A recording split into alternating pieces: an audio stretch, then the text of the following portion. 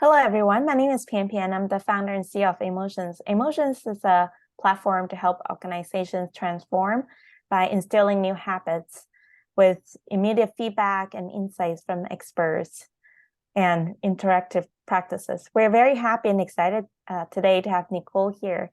Nicole was a former Chief Investment Officer at Techstars, and she's one of the founding members of Techstars. And she's now a executive coach and leadership coach, besides still investing and doing other wonderful things. Nicole, we're so grateful to have you here. Thanks for having me. I appreciate it. Anything else you would like to add for the introduction? No, maybe just a correction in that Chief Investment Strategy Officer at Techstars. We actually have a different Chief Investment Officer. He's still there. My partner, or I guess ex-partner now, Jason Seats, and he's doing a great job over there. So the company's in good hands. That's great. Yeah. Okay. Yeah. Thank you for the correction.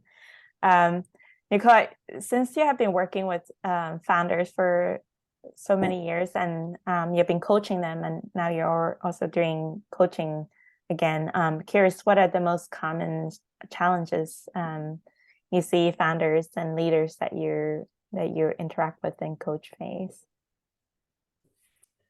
Oh my gosh, there's so many. I think the one that comes to the top of my mind is just not enough time in the day.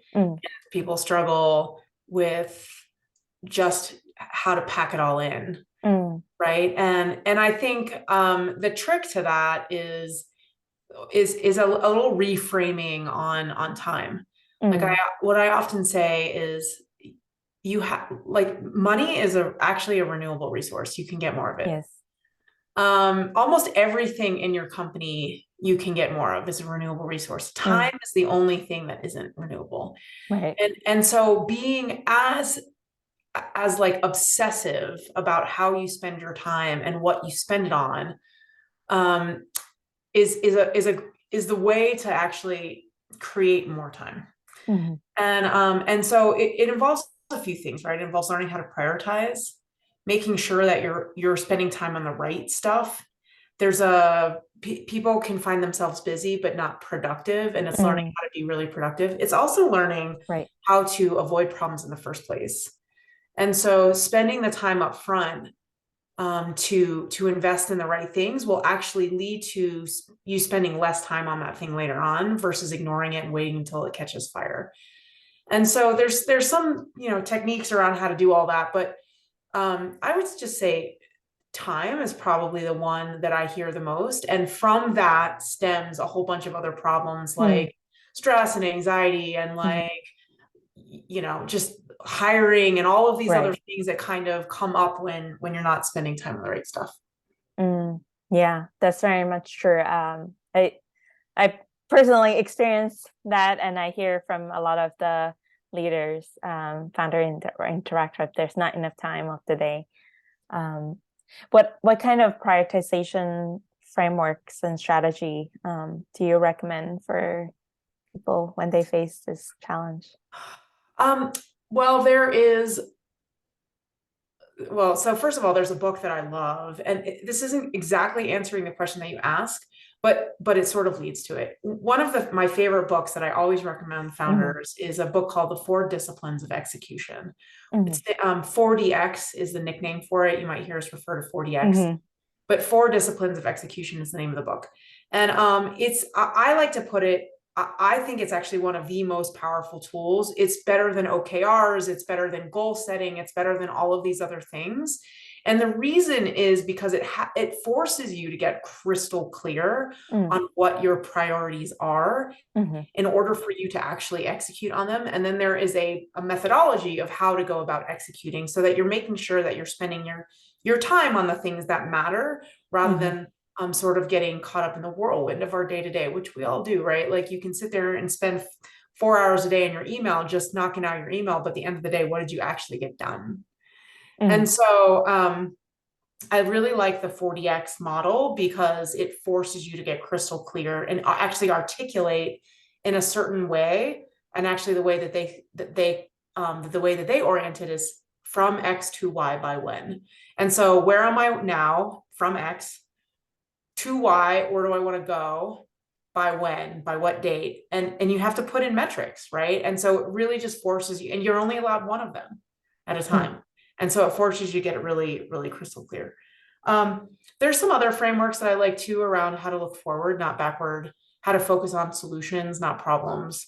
There are some things like that that I really like putting priorities through lenses, but it really depends on each startup and what's going on with each particular company and what's going on with each particular founder. Sometimes you actually have to clean up a bunch of problems in order to be able to look forward. And sometimes that is actually very difficult because you have to really get to the root of the problem. And often in early stages, the root of the problem tends to be personality conflicts with founders. And so it's a lot of like looking inward and then getting very inquisitive on what their strengths and weaknesses are. And sometimes that's hard work, right? So anyway, that was kind of a long way of saying there are different approaches, and I kind of gave you one of my favorites, but also it's really dependent on the company. Yeah, that's a helpful recommendation. Yeah, thank you so much. Can you elaborate a little bit more on their personality conflicts and when that arise? Like what suggestions and how do you coach founders and teams to overcome some of those things? There isn't a one size fits all answer to that. There's no way I can answer that question in a single sitting. But the thing that I would say is oftentimes a founder's superpower, the thing that they are the best at in the world, is also their biggest weakness. And so really learning when a trait presents itself as a strength and when a trait presents itself as a weakness, and how to bolster up, like how to build scaffolding around the founder in the situations where that trait can present itself as a weakness, is a big one. But a lot of it has to do with having founders getting really curious rather than really the decisive is the word that I want to use. Like one of the reasons why founders are great is because they are decisive and they can move forward very quickly, but oftentimes they can move forward very quickly on the wrong things. And so learning how to sort of slow down a little bit, ask some questions, be very open to different perspectives and different feedback before making a decision. That's also relative to themselves, like what things they're good at versus not good at. So when you can start to get a founder in a much more open frame of mind and frame of reference, some of these problems actually can start solving themselves just because of the orientation of how they're thinking about the world.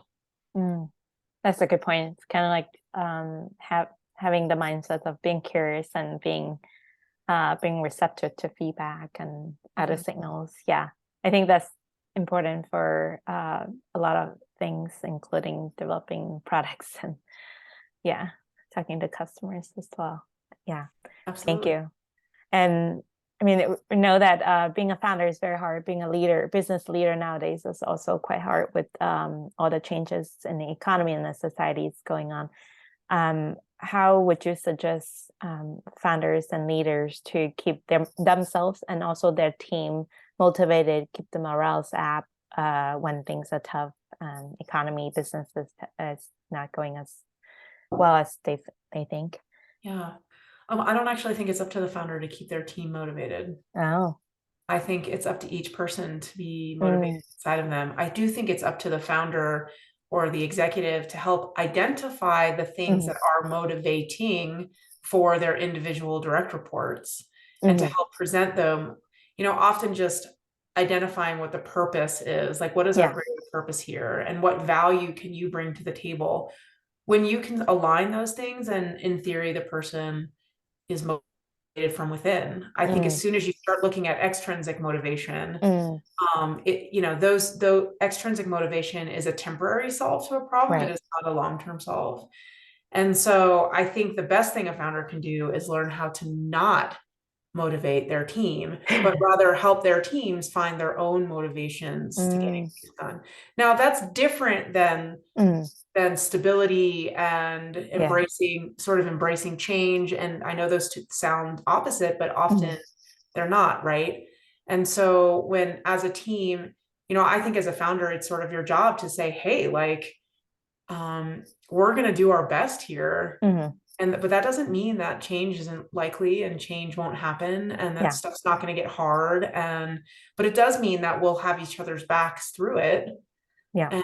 And we'll support each other when we're struggling. And so, I think founders want to tell it, like, make everybody feel better, and by telling them everything's going to be okay, but those are empty lies, and everyone knows it. And it just undermines the founder and it undermines the company. So I think just like embracing the moment, like, this is scary stuff. Yeah. These are hard times. Yeah. And let's get through it together. We're all going to have different things that are going to be scary, and but we're here to get through it together, rather than like everything's going to be fine. Yeah. Yeah. That's a very good point. Reminds me of one of the research books, like from Good to Great, talk about getting the right people. So I think your point of view is kind of figure out what motivates each person, and then see if they're the thing that motivate them align with what the company's values and mission and offer. That can be, help them be self-motivated. Yeah, or find the people who are already self-motivated. Yeah, that's a great point. And what happens when sometimes, like, the delivery of results or performance are not matching what the leaders are hoping for? In that case, what would you do? Would you kind of go back to, like, okay, see what motivates them, or you have other suggestions for how to manage performance and making sure the team is delivering results and things like that? Yeah, I mean, usually, once again, I try to help the founders get super curious. If somebody's not delivering, it's easy to go, what's wrong with them? But I'm not sure that's asking the right question. Right. I think the question should be, what are the possible reasons that this person is underperforming? And when you start listing out those possible reasons, some of them might be the CEO, some of them might be their immediate boss. Some might be that it hasn't been communicated hasn't been clearly communicated what the expectations are, or the expectations aren't in agreement. Some of it could be that the expectations have been clearly communicated, but the person doesn't have the right tools, or the person is being blocked by certain processes or lack of resources in order to get it done. There are a lot of reasons that a person could be underperforming that actually aren't the person's fault. And I think that's the job of their boss, their manager, is to figure out, like, how to make sure that a person has all of the tools and resources necessary in order to be successful in their job. And if you've gone through all of that, and if the definitive answer is yes, we were all in agreement on what the outcome should be, and yes, the person does agree that they have had all the tools and the resources, and we think so too, and yes, they are operating in an environment that isn't threatening, that is conducive to their success, and they're still not performing, and you've had the conversation with them that they're not delivering, then I think it's time to let the person go. But that's like, there are steps that have to happen before then. And if you've hired well, in theory, those steps will often remedy the situation. And sometimes if you've hired well, you've hired the right person, you've just put them in the wrong position. And so sometimes it's a matter of moving them around to find a right position where they can actually grow and flourish. So, it's like, I do think there are times when you let somebody go, but there's a lot of steps that you take before that. And a lot of the steps involve the person, right? So it can be as simple as, hey, listen, like, this isn't turning out the way that I had expected. How's it going for you? Do you feel like it's turning out the way that we had originally talked? Why don't you restate in your own words what you think your role is and what you think you should be doing here? And there's a lot of that can happen in conjunction with the direct report before you need to turn to letting them go. But of course, that's always what's the saying? Hire slow, fire fast. Yeah, I think that's a great point about kind of being thoughtful about what a person's environment is and all the factors, not just looking at that one person and thinking through and providing support. Yeah. What are the key kind of capabilities and skills you think like founders and leaders need to develop as they grow their company and as they search for product market fit and different stages in your experience? Yeah, so interestingly, I think a lot of it is interpersonal skills. Mm, The reason for that is because the technical skills I mm, think you can hire for. mm, And so your job as a CEO or a founder is to start to grow. Once you have product market fit, is to right. really like scale the business. And Yeah. there's no way you can scale the business. It's all of the team that you've put in place scales the business. Mm, And so, I think most of the skills that need to be developed are actually interpersonal skills, mm, enabling the people that you've hired to go out and scale the company and giving them the room and the runway, if you will, to do that. And mm, so it's a lot of communication skills, it's a lot of listening skills, mm, it's a lot of like figuring out in what ways you are potentially inhibiting their performance and growth. So that's a lot of looking at yourself. Like, are you taking credit for other people's work? Are you right. undermining them by, I don't know, like there's probably 20 or 30 things there that founders can do. But also it's expectation setting, it's Mm, goal setting, it's time management, and it's all of these things that then help that trickle down into mm, their executive leadership team mm, or the direct reports, and then yeah. foster the growth of the business. Mm, So, like, I'm not going to sit here and tell you that a founder needs to be great at finance. They need to understand the numbers, mm-hmm, but they can certainly hire a VP of finance or a right. CFO that is actually good at Yeah. those skills, right? They just need to make sure that that person's operating in an environment that they flourish. Mm-hmm. So it's mostly interpersonal. Oh, that's very profound. Yeah. And how would you suggest, like, what are the best ways for the founders and leaders to develop those skills? Uh, well, a couple ways actually. So number one, become a study, like learn, go take book or go read books, go take classes, Yeah. get a coach, practice, right? Mm-hmm. Practice. Ask for feedback. Constantly be asking Right. for feedback. And just like work on it, right? If you work Mm-hmm. on it all the time, then you will get better at it. But if you don't, you won't. In fact, if you don't focus on getting better at it, you slowly get worse because you sort Mm. of settle into your own bad habits. Oh, Pretty yep. soon you start to say things like, oh, well, I can get away with that because I'm the CEO. Like, I'm just bad at giving, positive reinforcement. I'm Right. like, no, I'm sorry, that's an excuse. Uh, yeah. That's a very good point. That's what we focus on as we're building a product to help people learn the interpersonal skills and getting people to get practice and feedback as well. So yeah. And before product market fit, are there other skills that's besides interpersonal skills that are important then? Um, yeah, I mean, I would say interpersonal skills is still up there, but it has more to do with your customer, like Oh, yeah. really Mm-hmm. learning to hear what your customers want, Right. and so that you can build product that they are willing to pay for Uh-huh. Yeah. is crucial. Mm-hmm. I think understanding the basics of business model Mm-hmm. is pretty important. You don't need to be an expert in it, but you should Yeah. have the basics down because your business needs to work at scale. Otherwise, what are you doing? Um, Yeah. and just execution, right? Like, you need Mm-hmm. to be able to take the ideas. Most founders are good at executing, although not all, but most are pretty good at that. That's why they start companies. Mm. But the idea itself that you have isn't necessarily worth anything. It's only the execution of the idea that's worth anything. Mm. And so being able to execute against that vision in a way that makes economic sense, Yeah. and growing the company in a way that's profitable for all all stakeholders is kind of what the game is about. But pre-product market fit, you have to be able to to build a product that your customers want to pay for, Right. that in an economically sound way, where, Yeah. where there's profit. Yeah, So, that's a very good point. Yeah, thank you.